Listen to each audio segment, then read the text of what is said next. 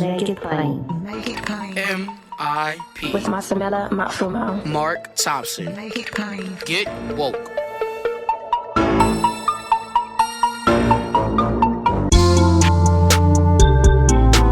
God bless you. Get woke. Folks, MIP is now COVID-free, meaning free to all subscribers as we navigate this pandemic. We're thinking about everyone, and we've got to get through this together. So for a limited time, no fee to subscribe to Make It Plain on your favorite podcast app.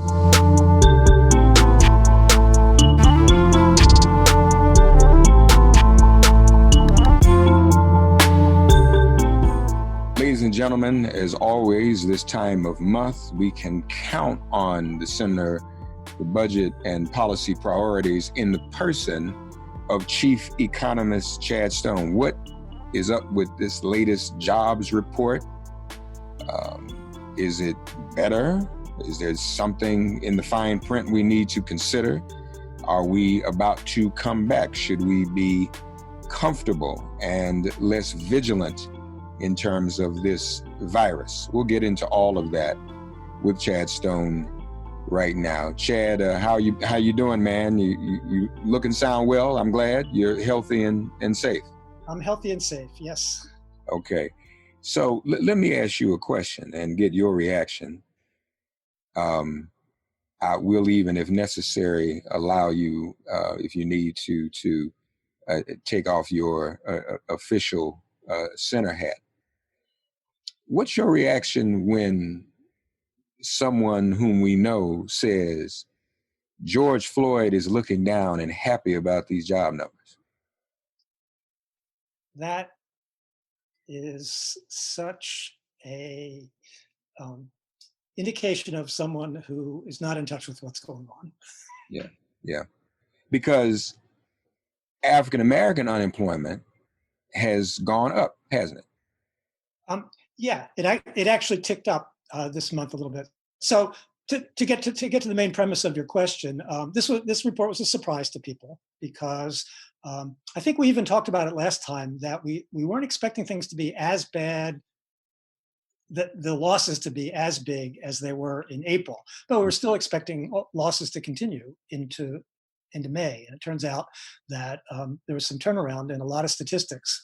One of them that there wasn't a turnaround in was Black unemployment. Now the rate only went up by 1/10 of a point, but it's very high, and Hispanic, Latino unemployment is very high. White unemployment is very high too, but guess which of the ones are higher, as always. So my perspective, what I tweeted on Jobs Day initially was to say, if you think things are really great, you're not paying attention because here are the numbers and everything is still bad. And the focus is on how high unemployment is, how many people are out of jobs still, and how deep the hole is in the economy. And the reason for some improvement that the Bureau of Labor Statistics cites is that there is some opening up, some relaxation of social distancing. Now, whether that's safe or not remains to be seen, and it may be putting pressure on people to go back to work when it's not safe to do so. Right. I mean, that's not in the jobs report because the jobs report's about numbers, but Right.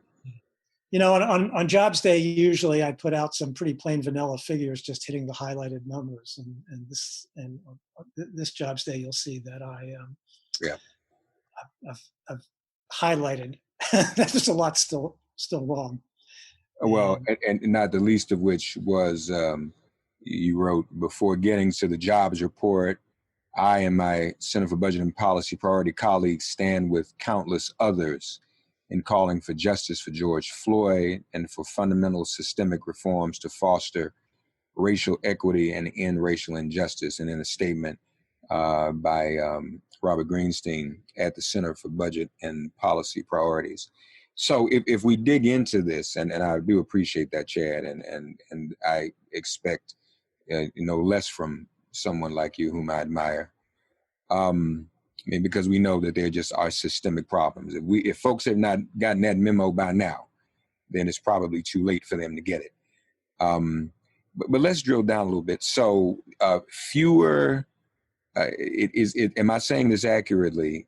There were fewer job losses in this month. Is that the way to say it? Or Well, they're actually job gains. yeah, that's what I mean. Okay, job gains. Okay. So we lost a gazillion jobs in April, and we got I forget what the number of lost in April was, but it was 20 some million, and we got 2 million back in May. So if you focus on that, you say, oh wow, 2 million. We haven't seen job growth like that in a long time. Mm-hmm. But if we focus on the fact that we're still way below where we were. Yeah. That's the real number, and that's why we at the center are pushing for another stimulus package, and for making sure that we don't prematurely abandon efforts to do the recovery, to make sure that actually that when it's safe to go back to work and firms are opening up, that there will be jobs and people will have money to spend. What can we attribute the 2 million jobs coming back from? I mean, I think you kind of alluded to it. Is this just the pressure to reopen, the reopening itself, or what? Can we look at anything beyond that? Well, we have states that have begun to open up at least portions of the state.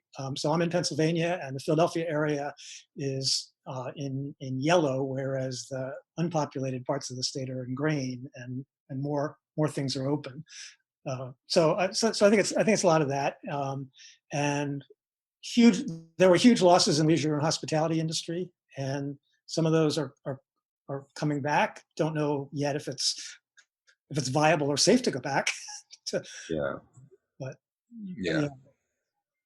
So this is a little bit perilous then, because you're right. I mean, this could look like this now, but if it turns out that things get worse again, and there's that curve starts going back up because people are going back, then it's no good. So it's too early to count the chickens then.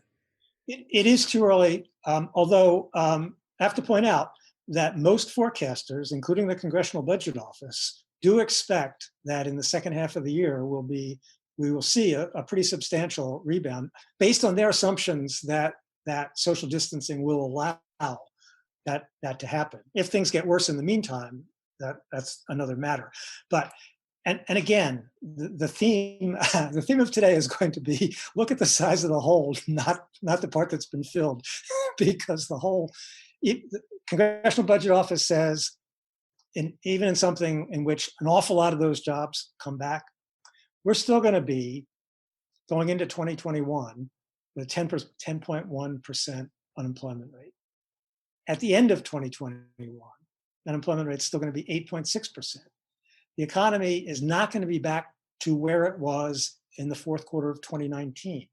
So there's and CBO expects that if there's no further policy, that gap is going to drag out for many years, kind of like the recovery from the Great Recession, where the economy grew and created jobs for every month for a long period of time. But to many people, it didn't feel like it until maybe very late in it, and for many people, not even very late in it. Mm-hmm. Mm-hmm. So I'm looking at some of your numbers. Unemployment insurance claims, 1.6 million. Oh, the unemployment claims, yeah, from Thursday. That's right. So this was a busy week for unemployment data. Every week we get data on who is filing their first claim for unemployment insurance, and data on how many people have have claims outstanding, many of which are paying already, some of which are still being processed, and there are 30 million continuing claims, many of which were being paid. It's actually testament to the unemployment insurance measures in the CARES Act. Now, there's issues about whether they're reaching everybody that they should and whether the states are processing claims as quickly as would be desirable.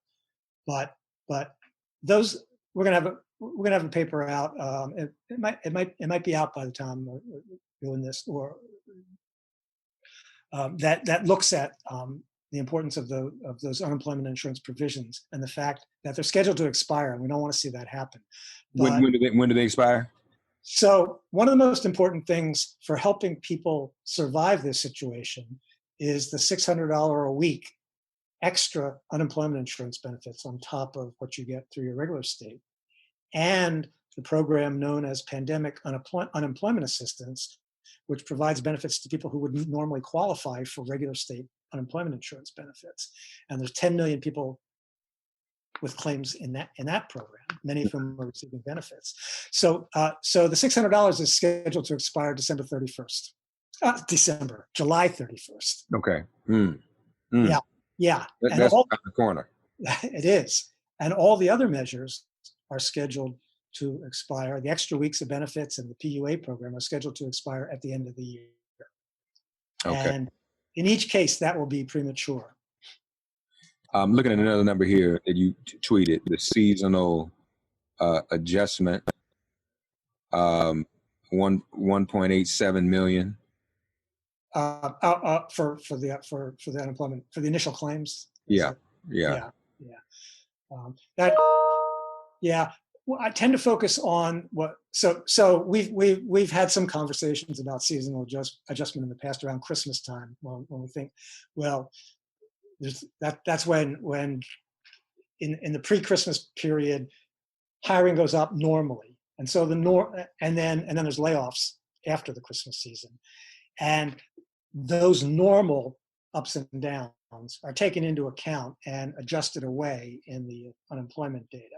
So seasonal adjustment tries to smooth out those kinds of expected fluctuations to focus on what's different about.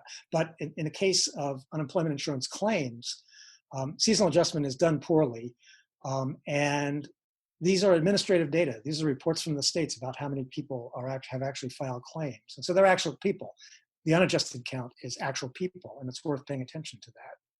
And so that's why I tend to focus on non-seasonally adjusted. So right now, we're not in a period. This is not a season, or is it normally a season to be adjusted right now? Right. That's what I thought. Right. And the size of the job losses and the size of the unemployment insurance claims are so big that the seasonal factors are much smaller than any of that. They're not really that important to those. That's right. 19.6 fewer payroll jobs in May than February. Private sector 18 million, government sector 1.6 million. That's still huge. Oh yeah, yes. That's why you'll see that I focused on the change from February to smooth out. So March and April were increases in job losses, and there's a little bit of a reversal, if you call 2 million little, but it is little compared with 20 million or 24 in May. But the focus should be on how things are different post-pandemic than what they were in February when things still were normal. Yeah, it's huge, and the state and local government numbers are monstrous. Which is one of the reasons why we at the Center on Budget are arguing strongly that the next stimulus package should include help for state and local governments. I mean, they've made huge layoffs in these data. And state and local governments still have important functions for states and localities that need to be met, including, maybe I shouldn't say this out loud, I know where boards of elections, Because, that's the other part of this. I've been talking I talked a couple times this weekend, been talking over time too, about freeing up money. The states need, there's like $4 billion sitting, which is a drop in the bucket to what they need yesterday to prepare for mail-in balloting, vote by mail, early voting. And I mean, I'm not sure how much of that 1.6 million includes people who would normally be involved in that kind of thing. I mean, I know a lot of people at boards of elections are volunteer, but Cheers. Yeah.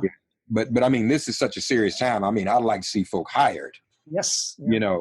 Especially if they're risking their lives to come out and help us vote. So, okay.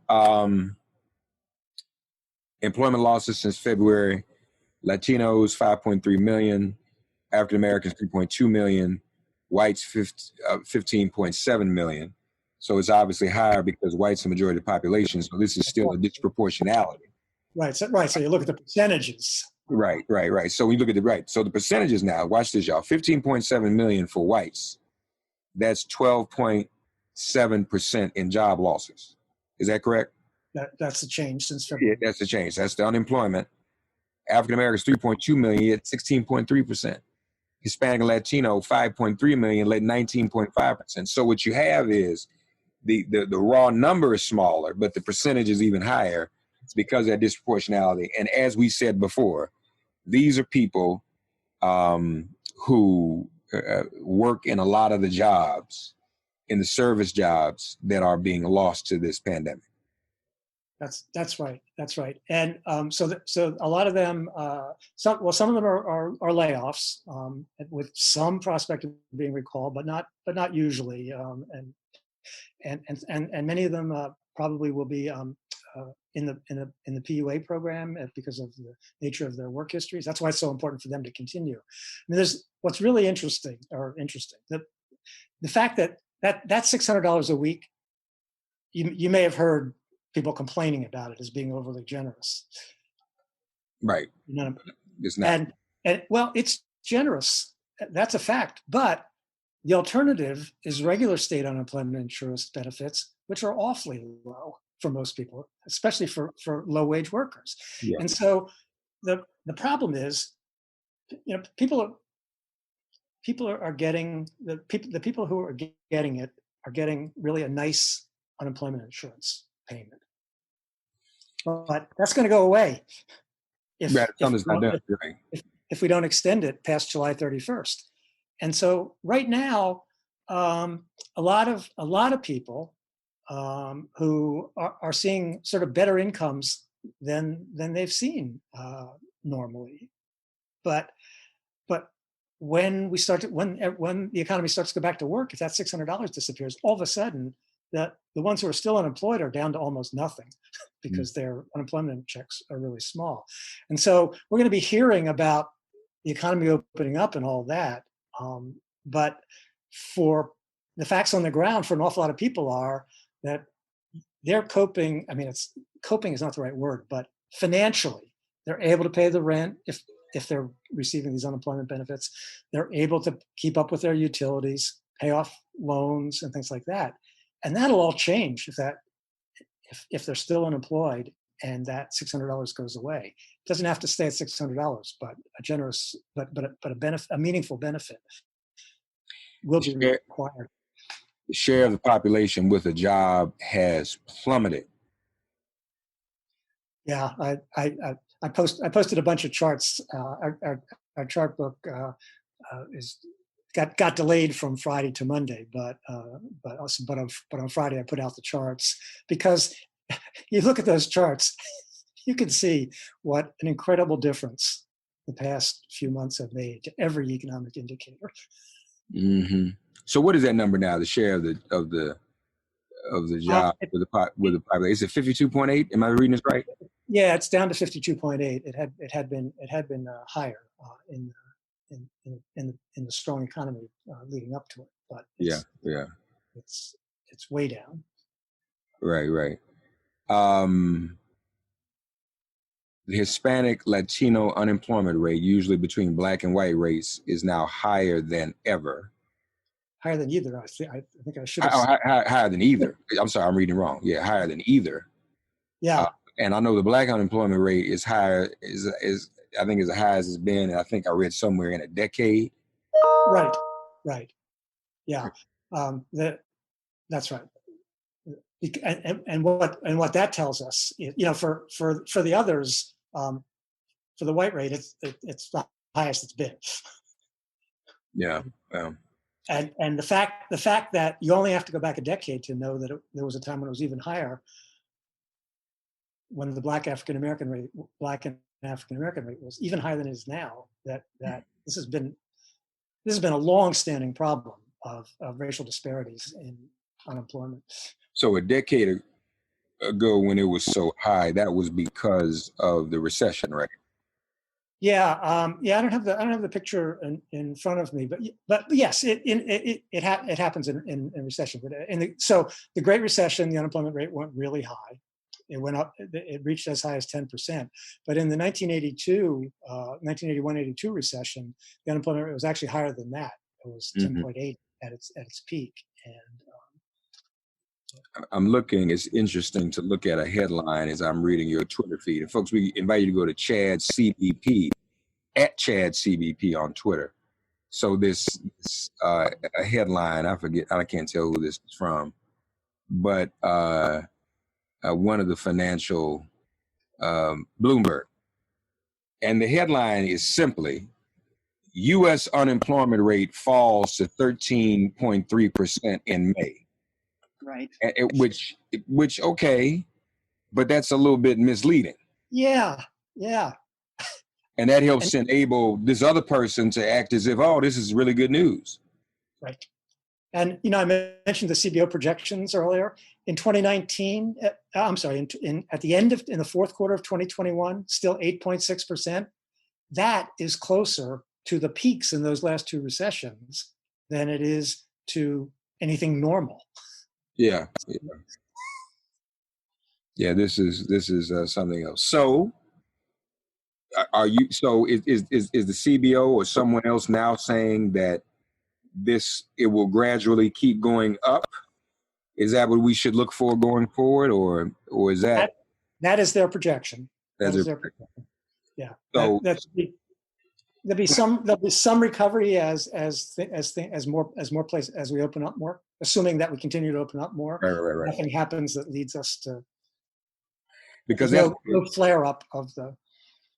Because that's what it's tied to also. Absolutely. If there's safety, and if that goes away like that, all those projections go out the window. Right. If you read CBO's report, buried in the text, which it has to be, is so these are based on particular assumptions about social distancing, and both the extent of social distancing that will be required over this period and the effect of that on the economy are highly uncertain. And there's an irony in that, because we're talking about the disproportionality of African Americans and Latinos, while those who have been demonstrating, some say, haven't been able, obviously, to practice much social distancing. And so that we may see in an incubation period of a couple of weeks, some of the demonstrators being, kind of put in that position, and the communities from which they hail, from where they hail, being affected. So I guess what I'm trying to say is those who are demonstrating and those for whom those are demonstrating for are the ones that are disproportionately also affected in terms of the job market. So it's a double whammy. Yep. There's the police violence and, the vigilante violence, if you will, Ahmaud Arbery. And then there's COVID. So this is pretty bad, Chad.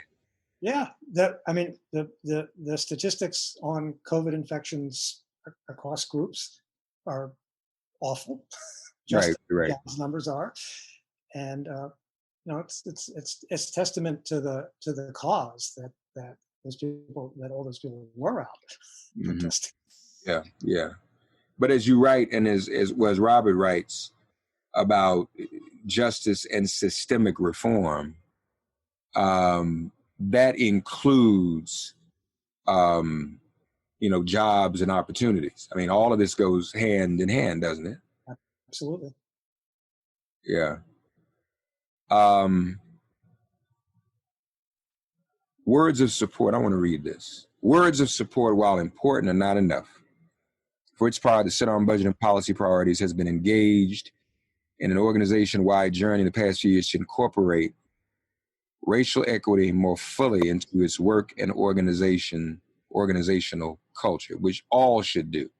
National, state, and local policymakers need to go beyond words and take actions that reflect the significance of this moment. They need to heed the calls of those seeking justice for George Floyd and make demonstrable, lasting progress toward eliminating the racial inequality and injustice that have been the vicious underside of life in this nation for far too long. George Floyd was 3-1. Positive for corona, but even though he must have been asymptomatic, lost his job, killed by the police. All three of those are pretty much what can happen all at one time if you're an African American. That's right. Not to mention a black woman, in the case of Breonna Taylor. This is, I'm gonna put you on the spot. Two things. And now, I was gonna ask you this off the air, but I'm gonna ask it now and just see your reaction. And maybe it's not so much putting you on the spot, but maybe making a suggestion. You and the center, even from reading this document, my friend, are allies in this movement with us. Would the center, if it hasn't already, consider the discussion or weighing in, or better yet, what really I could see happening in terms of your expertise at analysis? Take a look at not so much the political possibility, but if there's benefit you all could find in reparations. There's more discussion around that than ever before. And I'm not saying this, the center needs to go and take a position right now, but just take a look at it. Considering the dire straits we're in. First of all, if you don't know, so HR 40 has been upgraded as opposed to a study as to whether there should be reparations. It would be a study to determine what form the reparations would take. And so in fairness to you, that would not just include, in fact, most reasonable people feel that just does not simply include individual checks, but rather the types of things that happened in the early days with, the Homestead Act, GI Bill, also institutional support, rather than just everybody getting a $1,500 check, because everything is so systemic. And if we're really talking about doing something about this, it also includes, I should mention in that bill, not just for slavery, but the remnants and vestiges of slavery, including what we're seeing today in this violence. So that's listed in there. Mass incarceration, redlining, all those types of things. And I think the more people in your position who are respected in this, that, think about it, weigh it, analyze it, I think it helps. So I can't give you a fully satisfactory answer because I don't speak for the center. Of course. But I'll say this: I was proud and learned a lot, and I'm so glad I did serve on the Racial Equity Working Group that guided the center from where it was 3 years ago to where it's going. Right. And I emphasize where it's going. There've been lots of growth. the harms reparations are meant to address are absolutely harms. Where the center has not been a big fan of universal basic income for fear that it would that some people want to use that to get rid of the existing safety net programs. Interesting. Okay. So and our whole focus has been on the existing Sure. program, and we're expanding our perspective. So as a result of that journey we've been on, I can speak qualitatively and say we're probably closer to being supportive of reparations than we might have been in a technocratic sense before, looking at what are the problems with it as opposed to what's the need for it. Right. But we're not there, and I'm certainly not. I'm not qualified. I'm not in a position to speak for the organization. Yeah, of course. I know. And I said I'm being unfair. I kind of put you on the spot, but I would invite the organization. Yeah. You know, and if it's something you all can analyze, fine. If not, I'll definitely understand because we're friends. But with the expertise you all have, I would invite the organization. You know, looking at the statement from Robert, looking at the desperation with which we're dealing. Right. Now, I'll say this to you as well. Let me disclose, you know, I kind of put you on the spot. Let me put myself on the spot. And I can probably guess how you might feel about what I'm going to say. But considering where things are right now. But let me just say this. Some of us have, and we can talk more about this later, and I would even welcome your analysis on what I'm about to say, but some of us have been having a conversation. One, about the overwhelming global support for those of us who are at harm right now. I mean, you've seen demonstrations all over the world, and they haven't been sullied as much as they have here by agents provocateur and all of that. You know, they've been peaceful, large demonstrations, which says something. We talk about countries around the world that we know have provocateurs, but for some reason they're not bothering them. So why are they bothering us? Okay, but that's a whole nother conversation. I think we both know the answer to that. So, you know, I as folks, as I was saying to Chad, you know, my son is turning 18. When I was his age, you don't know this, Chad, I was a freshman in 1985 at Georgetown University. And I helped to lead and organize the divestment campaign from South Africa. We got Georgetown to divest. And if you recall, a lot of other universities and institutions, and we built it up until we got Nelson Mandela freed, et cetera. There's been some conversation about the band coming back together. I went on the BBC and they asked me, they put me on the spot, what can we do to help? And immediately I didn't have an answer other than continue the demonstrations. But then other people said, Mark, we may not have a choice, but to ask our allies around the world, even in some small ways, to withhold from this country until things get better. Because we too, you look at those videos, and I know, you know, you're old enough to remember that time.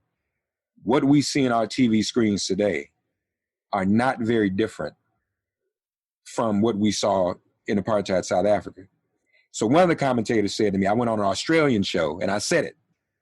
And he said, you know, which is the usual response. They said this in the 1980s, Chad, well, you're going to hurt the very people you're trying to help.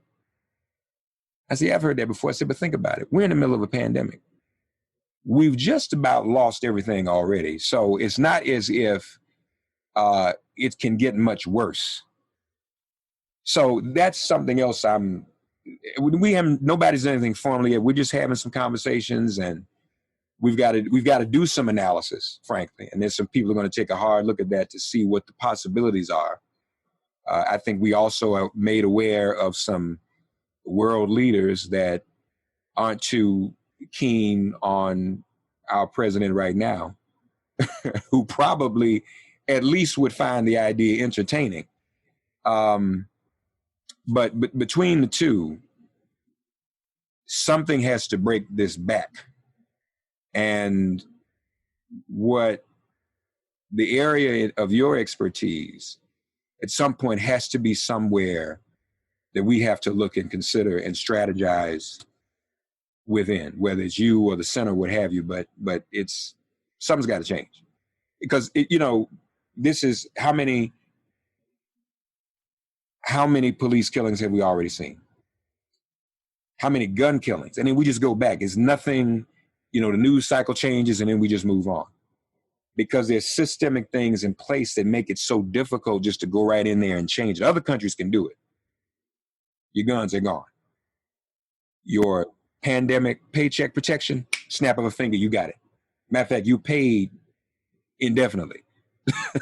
So they can do it, but we can't. And we're supposed to be the greatest nation. You are the chief economist for a center-owned budget in what is supposedly the greatest nation in the world. So those are some things that we're thinking about. And I don't mean to preach to you, but I feel I'm in a safe space saying this to you so that if I'm wrong, tell me. I mean, I want, and not today, but I want intelligent people to weigh in and say what is right, what is wrong, what's realistic, what's not realistic, what even is necessary, what will help. And maybe there's something we have not thought of. How do we, in the racial equality question, how do we decrease the gap when it comes to unemployment? Concretely and scientifically. Now, I mean, so yeah, that's just, and I don't want to ramble too much, but I'm sorry. No, not at all. Look, those are all questions that we're interested in. The center is, center has values, but the center's expertise has always been technocratic, making things work. Yeah. So when policies are up for discussion and make it, and it's down to how to make it work. That's what the center has traditionally done best, and we certainly have the goals in mind of breaking down the barriers and changing the way this world works. To your point, without, of course, undermining the safety nets that exist. So I think it has to be a both and as opposed to either or. But Chad, we're running out of moves, man. We are running out of moves in this country, from the economy to the pandemic to the violence. We got to do something. And you make me feel a little bit smarter, and I want to continue to do that. So we'll be talking. Chad Stone, folks, with the latest numbers. And I think the thesis of this conversation, folks, okay, it's a little bit better. We kind of know why, but do not take it for granted. We have to be vigilant. I think decent employers, Chad, from what I'm hearing, I'm hearing from folk that like September, October, there's some companies that said don't even think about coming back in the office until January. See, that's different, but this whole, it's political. We got to run, we have to present. I watched George Floyd's funeral, as I'm sure you saw part of it. But what does that do? I mean, the fear now is that that's going to mislead and enable some churches to reopen too soon. There wasn't a lot of social distancing at the funeral.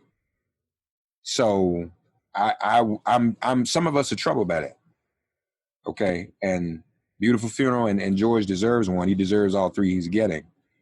But folks, it's still not safe out here, and we're still susceptible as African Americans and people of color, more susceptible to the loss of employment in this, and more susceptible to the contraction of the virus, and obviously more susceptible to the police department and all that it does to us, to put it mildly. Folks, go to centeronbudget.org. The chart book is there. Read about the things they're doing and what's going on, and their very principled, objective approach to the economy. Also, their statement on racial equality. Chad, any closing thoughts? Well, my closing thoughts are that I actually hope that things do continue to get better, and that it's safe to go back to work, and that we can continue to work to realize the goals that are in the center statement. And we're not unique. Lots of organizations, and in some ways, the country many parts of the country have rallied around what's been going on. There are minds that have been changed in the right way, and that's hope it's more than a silver lining. I hope it's where we're going. Yeah. And no, it's a good thing. And it is not lost on me. It is significant that an organization like yours would take a position on racial equality. You guys are not a civil rights organization per se, but I would make you an honorary one as long as you are pushing for the safety net and highlighting the inequality and making suggestions about what should be done about it. And we need organizations, whether they have the civil rights or human rights moniker on them. We need organizations like the Center on Budget to do those types of righteous and practical things now at this time. Because you're right, this has affected everyone. I think you can't hit people with a disease and then show them folk just being killed in cold blood on the television. I don't think the human, even the most insensitive, as I'm sure you are, people are surfacing that normally are just oblivious and insensitive to what's going on. They're like, whoa, it's too much. So we appreciate you on that and appreciate the Center on Budget, centeronbudget.org. Chad Stone is the chief economist, our friend. We've been doing this together for years. So this is more than This is our second session. That's right. Wow, that is right. Since 2007, 2008. Yeah. Every month, y'all, Chad and I've been together. And I haven't gotten on his nerves, and he's made me a little smarter. And utterly pointed out that I probably could have passed econ at Georgetown. But that was the other reason, Chad, full disclosure. I was organizing the divestment movement. So it was hard to do that. Then that's interesting. I'm organized divestment movement, but not doing well in econ. So, we'll talk about that in the book and those, how that works. So, love you, buddy. You too. All right, man. Good to talk to you. Give everybody at the Center my regards. Chad Stone, everybody. God, you are our refuge. Send our ancestors to guard our doors. Cast out this virus from our communities and our bodies. Heal, bless, and protect everyone listening and their loved ones. Thank you for listening to Make It Plain and Get Woke. Remember to listen, like, and subscribe on Apple Podcasts, Spotify, and wherever you get your podcasts. If all minds are clear, it has been made plain.